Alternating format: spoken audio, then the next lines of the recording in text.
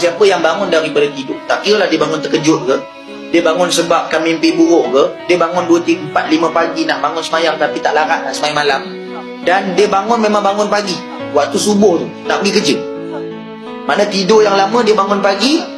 Nabi kata barang siapa yang buat amalan ni dan ditutup dengan doa, doa dia paling makbul pada hari tu. Hadis Ubadah bin Samit, hadis sahih, hadis Bukhari, hadis 1125. Apa amalan dia pendek ringkas, kita dah selalu baca tuan-tuan, tapi kena buat waktu dia.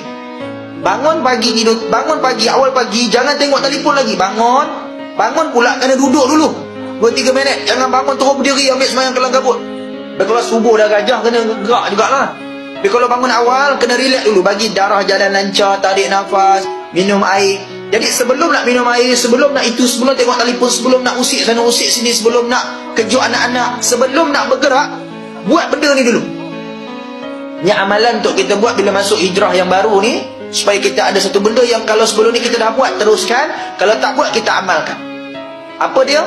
Yang pertama tuan-tuan, baca la ilaha illallah wahdahu la syarikalah.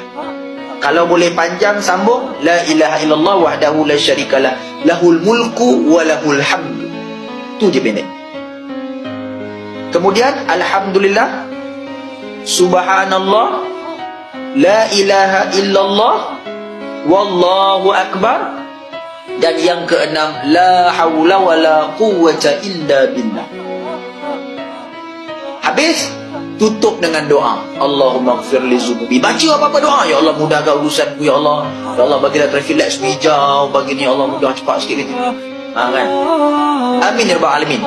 InsyaAllah Nabi kata siapa buat amalan ni tiap-tiap hari istiqamah, segala doa, segala hajat Tuhan akan segerakan. Dan itulah doa yang paling Allah Ta'ala nantikan pada hari itu, doa yang paling disukai, dan doa yang paling akan dimakbulkan pada hari itu.